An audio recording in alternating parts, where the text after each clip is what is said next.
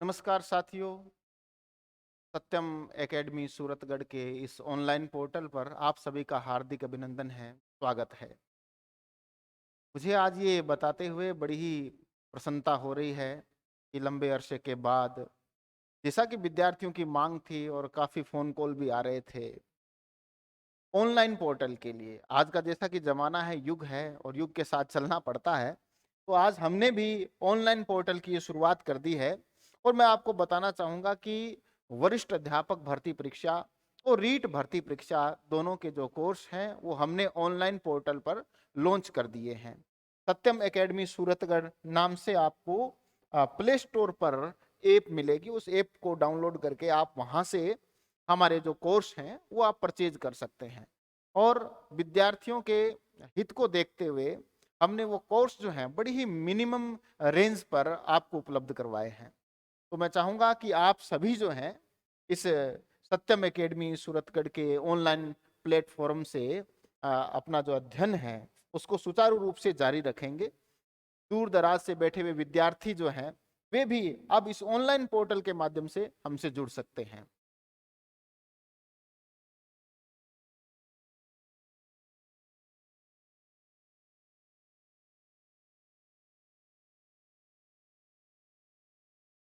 नमस्कार साथियों, आज हम व्याकरण का जो टॉपिक है वो शुरू करने जा रहे हैं। व्याकरण से हम अपने शिक्षण की शुरुआत करने जा रहे हैं।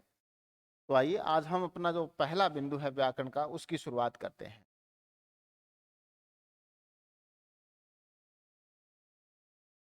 देखिए, व्याकरण जो है, व्याकरण क्या है, व्याकरण की व्युत्पत्ति कैसे हुई या इसका व्युत्पत्ति जन्य अर्थ क्या है, उस चीज को अपने को आज समझना है। पहले तो देखिए, व्याकरण जो शब्द है, व्याकरण शब्द की यदि बात करें तो व्याकरण शब्द जो है उस वो वी आ और क्री और इसमें ल्युट प्रत्यय है। संस्कृत का क्या है, इसके अंदर ल्युट प्रत्यय है। वी इसके अंदर उपसर्ग है, आ भी उपसर्ग है, क्री धातु है और ल्युट इसके अंदर प्रत्यय है।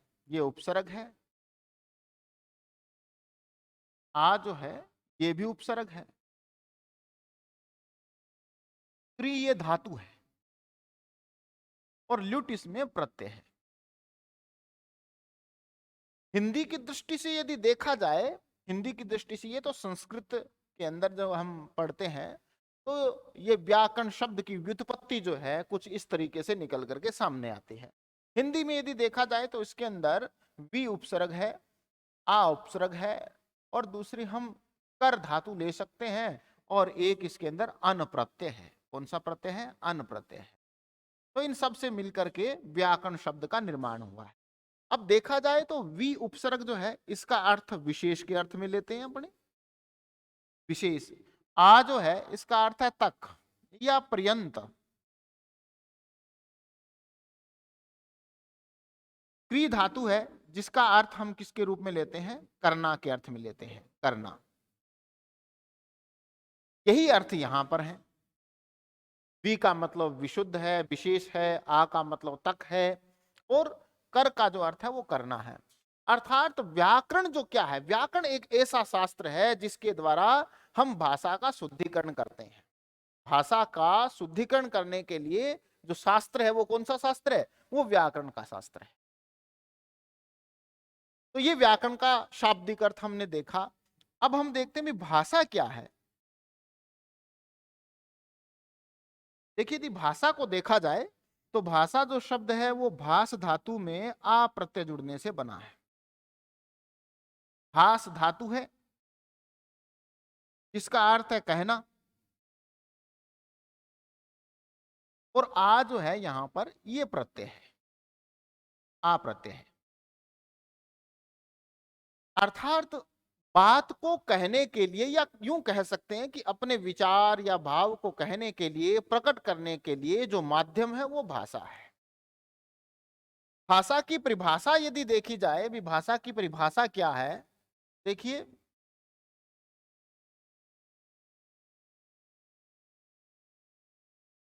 भाषा की कई परिभाषाएं हैं।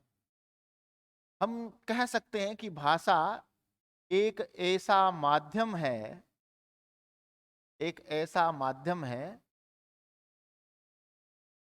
है जिससे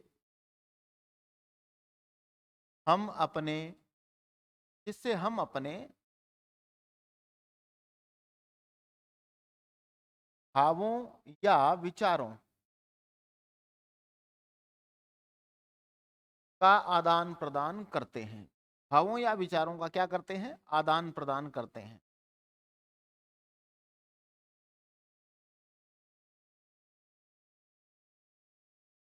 दूसरी परिभाषा रूप में हम कह सकते हैं कि भाषा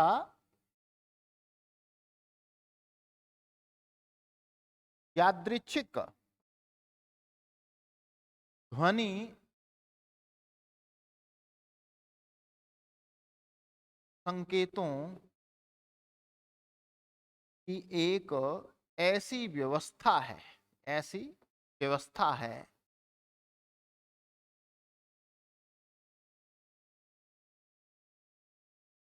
जिससे हम अपने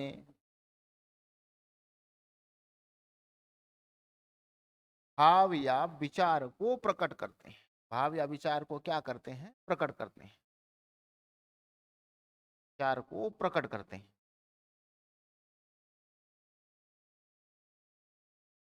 कुल मिलाकर के हम कह सकते हैं कि भाषा एक ऐसा माध्यम है जिससे हम अपने विचारों को प्रकट करते हैं और दूसरे के विचारों को जानते हैं।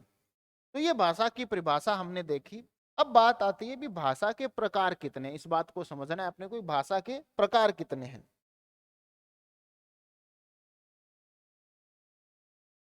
जहां भाषा के प्रकारों की बात आती है तो भाषा के तीन प्रकार हैं। कौन कौन से? एक तो मौखिक भाषा है, मौखिक भाषा है। दूसरी लिखित भाषा है, लिखित भाषा है। और तीसरी भाषा जो है वो सांकेतिक भाषा है। अब ध्यान में रखने वाली बात क्या है कि सबसे पहले भाषा का कौन सा स्वरूप जो है वो सामने आया। अब ऐसा तो है नहीं कि मानव ने जन्म लिया और जन्म लेते उसने भाषा को सीख लिया, ऐसा भी नहीं है। हम पढ़ते आए हैं कि सबसे पहले प्राचीन काल में जब सबसे पहले मानव सभ्यता का जब उदय हुआ तो भाषा थी ही नहीं, और भाषा नहीं थी तो उसके बाद में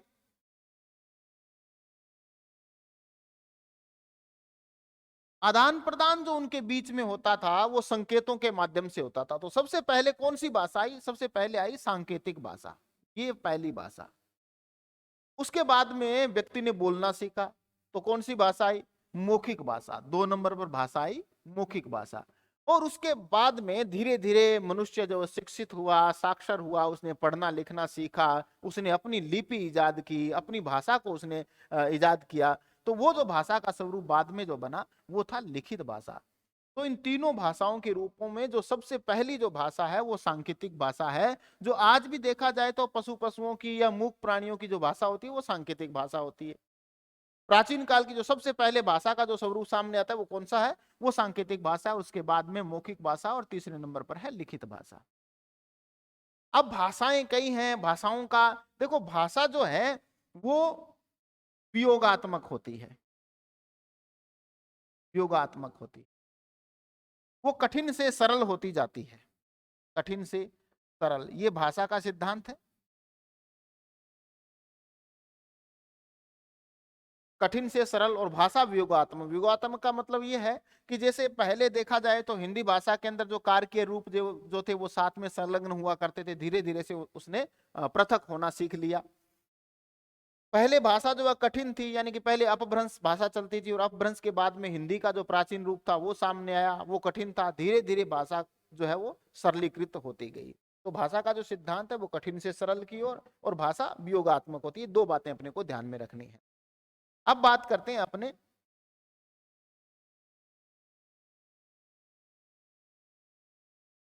व्याकरण को पढ़ने के लिए। जो सबसे पहला जो बिंदु है वो अपने को पढ़ना है वर्ण विचार का।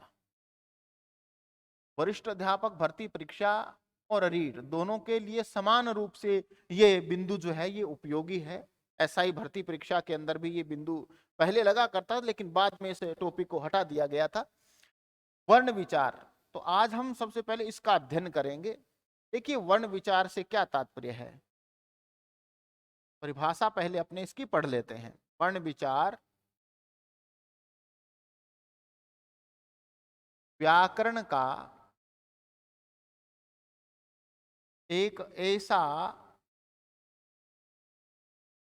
विभाग है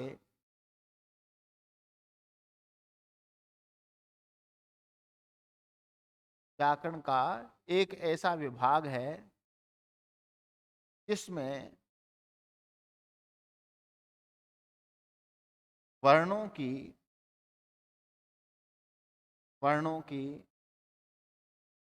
उत्पत्ति, रूप, संरचना, प्रयोग, प्रकृति, भेद इत्यादि का अध्ययन किया जाता है। इत्यादि का क्या किया जाता है? अध्ययन किया जाता है। अध्ययन किया जाता है।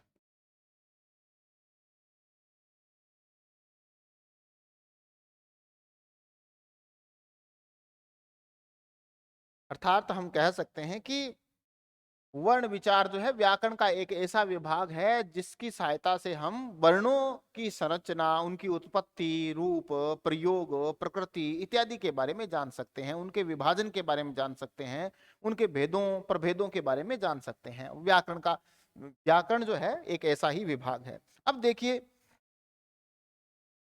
अब इसमें सबसे पहले जो बात आती है वर्ण विचार में वो है वर्ण की।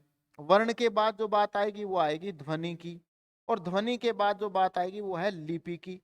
इन चीजों को अपने जानना है भी, वर्ण क्या है, ध्वनि क्या है, लिपि क्या है, अक्षर क्या है। इन सब को अपने को पहचानना है, जानना है और समझना है। वर्ण से क्या तात्पर्य है, ध्वनि से क्या तात्पर्य है, लिपि से क्या तात्पर्य है, अक्षर से क्या तात्पर्य है। देखिए कोई भी जो भाषा है ना, कोई भी भाषा है, चाहे वो हिंदी हो चाहे अंग्रेजी हो, वो भाषा जो है वो वाक्यों से मिलकर बनती है। सार्थक वाक्यों से मिलकर के भाषा का निर्माण होता है।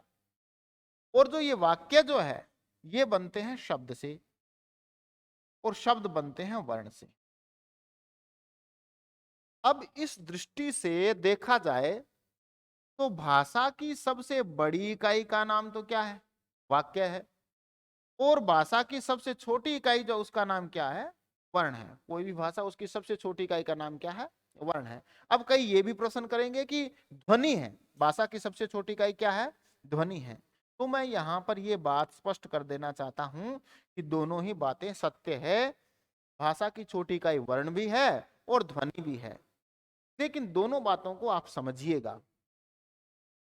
वर्ण जो है, किसी भी भाषा की सबसे छोटी इकाई का नाम वर्ण है, और वर्णों का जो लिखित रूप है वो ध्वनि है। तो इस दृष्टि से हम यूं कह सकते हैं कि किसी भी भाषा की उच्चरित सबसे छोटी इकाई का नाम जो है वो ध्वनि है। उच्चरित इकाई का नाम तो क्या है? यानी कि जिसका उच्चारण किया जा सके, भाषा की वो सबसे छोटी इकाई का नाम क्या है? वो वर्ण है, ये ध्वनि है, वो ध्वनि है। और किसी भी भाषा की सबसे छोटी इकाई, सीधा प्रश्न पूछे तो सबसे छोटी इकाई क्या है? वर्ण है। ये दोनों ऑप्शन में नहीं आ सकते कि प्रश्न दे दिया जाए किसी भी भाषा की सबसे लघुतम या छोटी इकाई कौन सी है और वर्ण भी दे दे और ध्वनि भी दे दे, फिर तो प्रश्न ठीक नहीं है ये। तो किसी भी भाषा की सबसे छोटी इकाई जिसके और खंड या टुकड़े नहीं किए जा सकते हों वो वर्ण है। और किसी भी भाषा की सबसे छोटी इकाई, उच्चरित इकाई का नाम क्या है जिसके और खंड या टुकड़े नहीं किए जा सकते हों? वो ध्वनि है। तो इन दोनों बातों को अपने को समझना है। इन दोनों की परिभाषाएं आप लिख सकते हैं, नोट कर सकते हैं। तो वर्ण क्या है? किसी भी भाषा की सबसे छोटी इकाई, किसी भी भाषा की सबसे छोटी इकाई इसके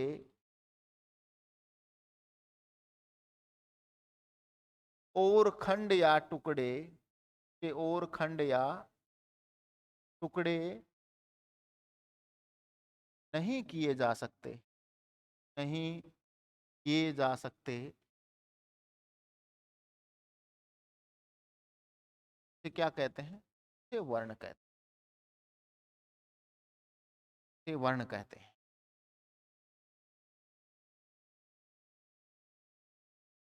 जैसे उदाहरण के लिए हमारे सामने एक नाम लिख दिया गया, रमेश। अब रमेश एक शब्द है, ये वर्ण नहीं हो सकता। इसके खंड भी हो सकते हैं, टुकड़े भी हो सकते हैं, तो जब तक इसके खंड या टुकड़े हो सकते हैं वो वर्ण नहीं कहला सकता। अब रमेश शब्द है, हम इसके अगर खंड करने जाएंगे तो देखिए रै के अंदर भी फिर ऐश्वर है, और उसके बाद में मैं व्यंजन है, और उसके बाद में इसमें एक ही मात्रा है तो ईश्वर आ गया, फिर शय आ गया, और फिर ऐग आ गया। अब देखा जाए तो ये मैंने यहां पर 6 वर्ण लिखे हैं, ये 6 वर्ण हैं। कौन कौन से? रे, अ, मैं। हालांकि रे का उच्चारण करने के लिए हमें ए का सहयोग लेना पड़ रहा है, बिना स्वर की सहायता के तो व्यंजनों का उच्चारण ही नहीं हो पाता। लेकिन ये विभाजित इकाई है। अब रे का विभाजन आगे नहीं हो सकता, इसका भी नहीं हो सकता, तो विभाजन नहीं हो सकता। इसलिए इसके बारे में कहा जाता है कि किसी भी भाषा की वह सबसे छोटी इकाई जिसके विभाजन या खंड नहीं हो सकते, जिसका टुकड़ा नहीं किया जा सकता, उसको वर्ण कहते हैं। अब ये 6 के 6 जो वर्ण है, 6 की 6 जो ध्वनियां, ये वर्ण कहलाएंगी। ये तो हो गया वर्ण। अब बात आती है भी ध्वनि किसको कहेंगे? ध्वनि, ध्वनि से क्या तात्पर्य है? तो ध्वनि है किसी भी भाषा की, किसी भी भाषा की उच्चरित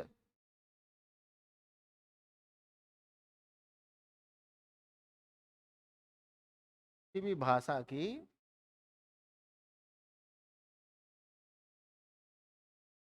उच्चरित सबसे छोटी इकाई क्या है? किसी भी भाषा की उच्चरित सबसे छोटी इकाई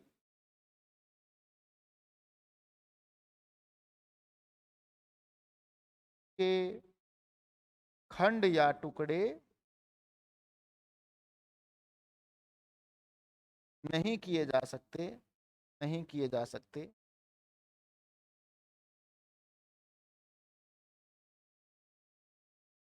वर्ण कहलाती है,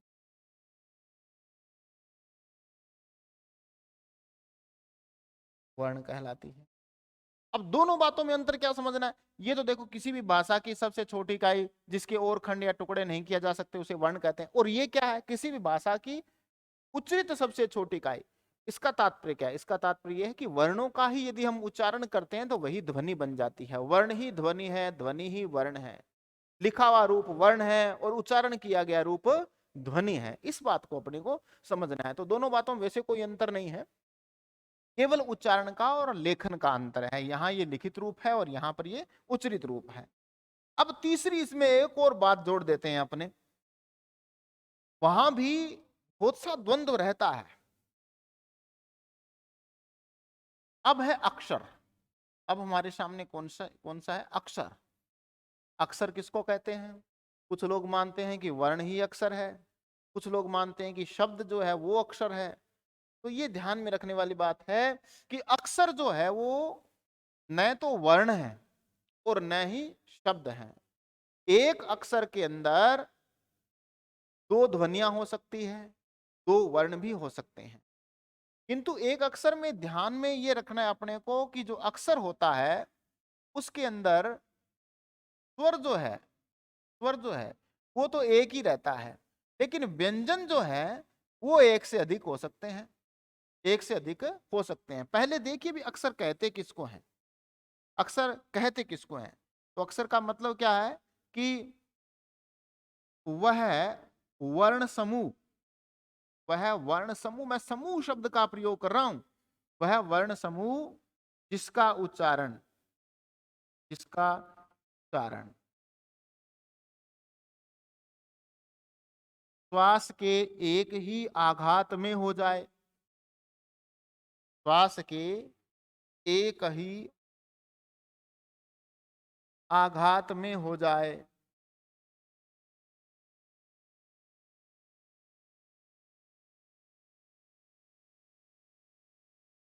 उसे क्या कहेंगे? उसे अक्षर कहते हैं, उसे अक्षर कहते हैं।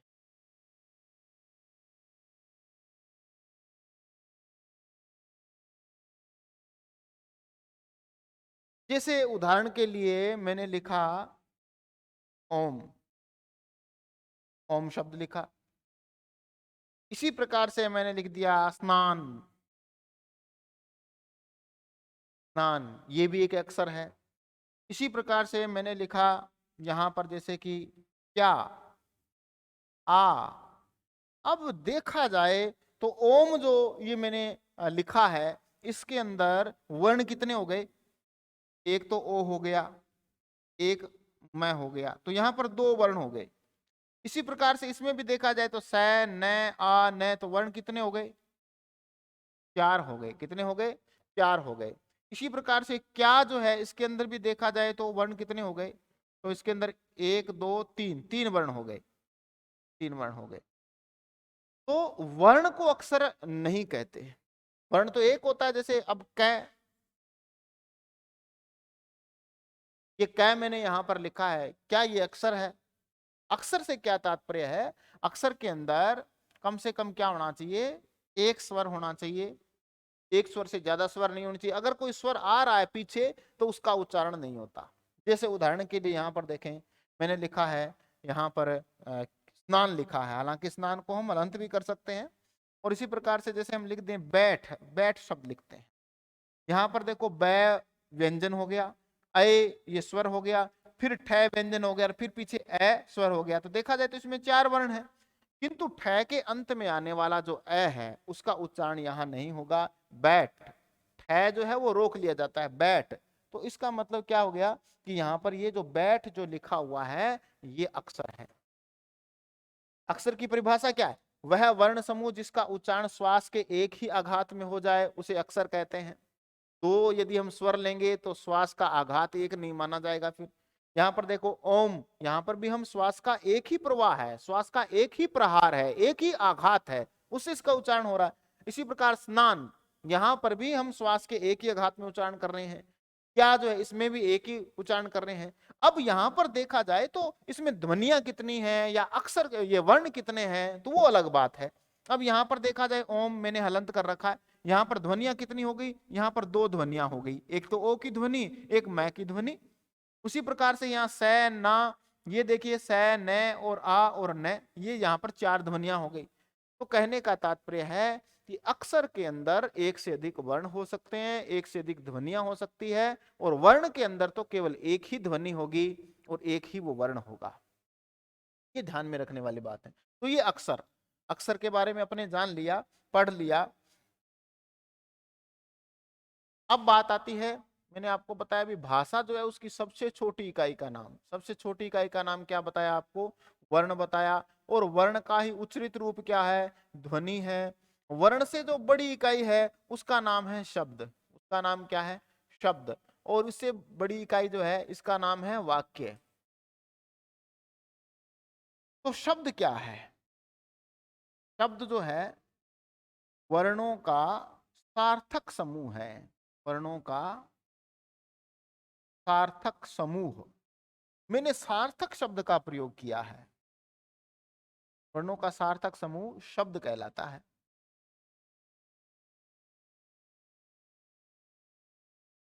शब्द कहलाता है। और शब्द क्या होते हैं? शब्द भाषा की, भाषा की सबसे छोटी, सबसे छोटी सार्थक इकाई होते हैं।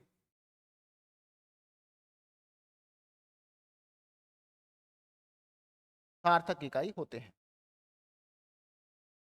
यहां पर मैंने एक शब्द का प्रयोग किया सार्थक। तो आपको ये बता चुका हूं कि किसी भी भाषा की सबसे छोटी इकाई का नाम वर्ण है, वर्ण का ही उच्चरित रूप ध्वनि है। किंतु ये सार्थक नहीं होते, वर्ण जो है वो सार्थक नहीं होते, ध्वनि जो है वो सार्थक नहीं होती जब तक वो किसी समूह में नहीं बंध जाए।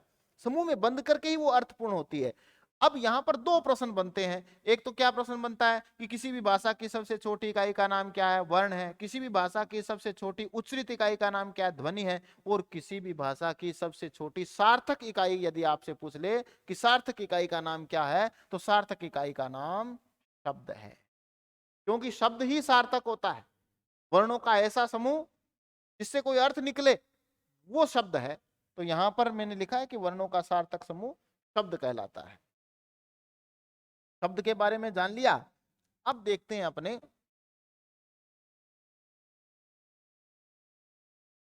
वर्ण भेद। वर्ण भेद देखो, हिंदी वर्णमाला जो है, हिंदी वर्णमाला जो है, हिंदी वर्णमाला में जो वर्णों की संख्या है, मूल वर्णों की जो संख्या है, मूल वर्ण, वर्णों का क्रमबद्ध समूह ही वर्णमाला कहलाता है। अब इस वर्णमाला में जो मूल वर्ण है, उन मूल वर्णों की संख्या देखा जाए तो 44 है। और कुल वर्णों की जो संख्या है वो यदि पूछ ली जाए तो कुल वर्ण इसके अंदर अपने 52 है। वो कौन कौन से वो भी मैं बताने वाला हूं अभी। देखिए, वर्ण जो है, वर्ण जो है वो दो प्रकार के हैं। एक तो स्वर हो गया और दूसरा इसमें व्यंजन हो गया। स्वरों की जो संख्या है वो 11 है। कितनी है? वो 11 है। और जो व्यंजन है उनकी संख्या, मूल व्यंजनों की संख्या कितनी है? वो 33 है। अर्थात 33 कौन से? कै से लेकर के है तक जो व्यंजन है वो 33 व्यंजन है। और स्वर कौन से? 11 स्वर है। ए आ, ई ई, उ, री, ए, आए, ओ और आओ। ये जो है ये 11 स्वर हैं। ये 11 स्वर हैं और कैसे है तक 11, ये 33 ये व्यंजन है। 11 स्वर और 33 व्यंजन मिला दें तो ये संख्या पहुंच जाती है ये 44 तक। ये जो 44 है ये मूल वर्ण है। अब इनके अलावा और कौन से व्यंजन हैं? तो ये 44 व्यंजन ये हो गए। अब इन 44 व्यंजनों में यदि हम श, त्र, य और स्र, 4 व्यंजन ये जोड़ दें तो ये संख्या पहुंच जाती है 48 तक।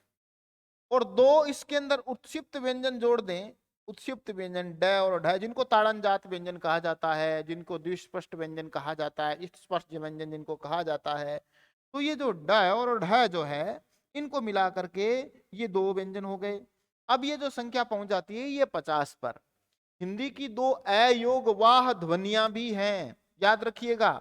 कौन सी ध्वनियां? अयोग वाह ध्वनियां, जिनका योग न तो स्वर से है और न व्यंजन से है। तो अयोग वाह ध्वनियां कौन सी है? एक तो अंग है और एक अ है। इन दोनों को मिला करके व्यंजनों की संख्या पहुंच जाती है 52। ये कुल ये वर्ण और वर्णों की ये जो कुल संख्या है कितनी है हिंदी वर्णमाला में? ये 52 है। कुल कितने वर्ण हो गए? 52 वर्ण हो गए। ये 52 वर्ण हिंदी वर्णमाला के अंदर हैं, ये अपने को देखने हैं। आज हम अपने पढ़ेंगे वर्ण जो है उसके भेद कौन कौन से हैं।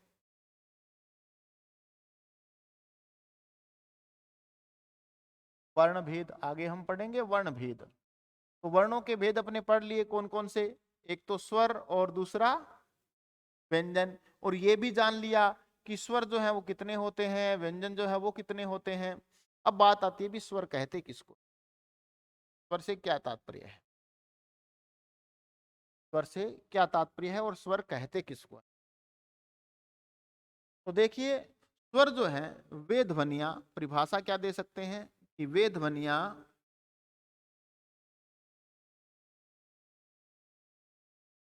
जिनका उच्चारण करने हेतु किसी अन्य ध्वनि की सहायता कि अन्य ध्वनि की सहायता न लेनी पड़े, कि अन्य ध्वनि की सहायता न लेनी पड़े, उसे क्या कहेंगे भाई? उसे स्वर कहेंगे। उसे क्या कहेंगे? स्वर कहेंगे। अरे दो बातें हैं, एक तो वे ध्वनियां जिनका उच्चारण करने में अन्य ध्वनि की सहायता लेनी पड़ती है, वो व्यंजन है। व्यंजनों का उच्चारण आप स्वरों की सहायता के बगैर नहीं कर सकते। स्वर अनायास ही साथ में जुड़ करके आएगा। जैसे हम कै बोलेंगे, ए की ध्वनि उसके पीछे अपने आप ही आएगी। लेकिन व्यंजन के अलावा जो स्वर हैं, ऐसी ध्वनियां हैं जिनका उच्चारण करने के लिए किसी अन्य ध्वनि अर्थात व्यंजन का सहयोग नहीं लेना पड़ता, बिना व्यंजनों के सहयोग के ही इसका उच्चारण स्वतंत्र रूप से हो जाता है। तो स्वर ऐसी ध्वनियां हैं। दूसरे रूप में हम कह सकते हैं कि स्वर जो है वे ध्वनियां हैं, वे ध्वनियां जिनका उच्चारण करने में, जिनका उच्चारण करने में कोई बाधा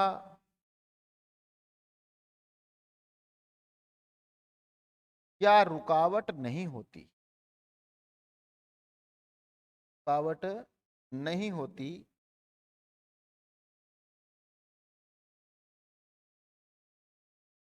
स्वर कहलाते हैं, स्वर कहलाते हैं। बाधा या रुकावट से क्या तात्पर्य? देखिए, बात यह है कि स्वरों का जब हम उच्चारण करते हैं तो हवा फेफड़ों से उठ करके जब मुख विवर में आती है तो वागिंद्रियां इतनी स्पर्श नहीं करती आपस में कि हवा के मार्ग में कोई बाधा या रुकावट आए। तो हवा जो है वो मुख विवर से सीधी बाहर निकलती है, इसलिए कहा जाता है कि वे ध्वनियां जिनके उच्चारण में कोई बाधा या रुकावट नहीं आती, वो स्वर कहलाते हैं। और व्यंजन जो है, आपने पढ़ा होगा, व्यंजन जो है स्पर्श व्यंजन होते हैं, स्पर्श संघर्षी होते हैं। अर्थात स्पर्श क्यों कहते हैं? कै से लेकर के मैं तक के व्यंजन जो स्पर्श व्यंजन है। स्पर्श व्यंजन से तात्पर्य यह है कि इन व्यंजनों का उच्चारण करते समय हमारी जो वागिंद्रियां हैं, अब वागिंद्रियों से क्या तात्पर्य है? वाणी के लिए जो इंद्रियां प्रयुक्त होती है वो वागिंद्रियां हैं, जिनकी सहायता से हम बोल पाते हैं वो वागिंद्रियां हैं। जैसे कि जिह्वा है, तालु है, दंत है, ये सारी की सारी क्या है? वागिंद्रियां हैं। अब वागिंद्रियां परस्पर स्पर्श करती है। जब हम व्यंजनों का उच्चारण करते हैं तो जीवा जो है हमारी, वो कभी तालु को छूती है, कभी वो दंत को छूती है, कभी वो वत्स को छूती है। तो इसलिए क्या होता है कि वायु मार्ग जो है अवरुद्ध होता है। हवा फेफड़ों से उठ करके मुख में आती है और मुख में आती है तो वागिंद्रियां परस्पर स्पर्श करती है, और वागिंद्रियां स्पर्श करती है तो वायु मार्ग अवरुद्ध होता है, रुकता है, रुकावट आती है। तो हम इसकी व्यंजनों की जो परिभाषा क्या दे सकते हैं कि वे ध्वनियां, अब व्यंजन देखें, व्यंजन के बारे में क्या कह सकते हैं? वे ध्वनियां, वे ध्वनियां जिनका उच्चारण करते समय, का उच्चारण करते समय कोई बाधा या रुकावट आती है, कोई बाधा या रुकावट, रुकावट आती है,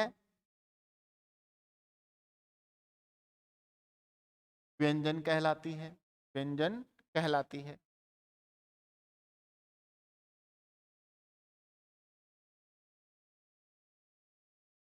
दूसरा हम कह सकते हैं कि वे ध्वनियां, वे ध्वनियां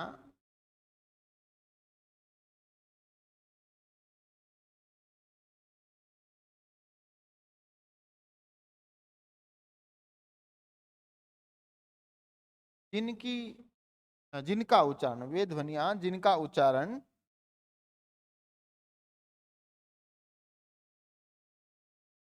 जिनका उच्चारण की सहायता से, स्वरों की सहायता से, जिनका उच्चारण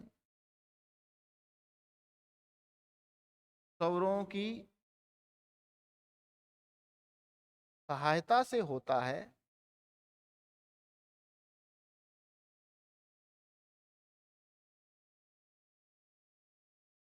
व्यंजन कहलाती हैं। क्या कहलाती हैं? व्यंजन कहलाती हैं। तो दो बातें आपने जान ली। स्वर क्या है? और व्यंजन क्या है? स्वर तो वे ध्वनियां हैं जिनका उच्चारण हम लोग किसकी सहायता से करते हैं? बिना आप कह सकते हो बिना व्यंजनों की सहायता के करते हैं। स्वतंत्र रूप से जिनका उच्चारण होता है, जिनका उच्चारण करने में कोई बाधा या रुकावट नहीं आती, उन ध्वनियों को हम स्वर कहते हैं। और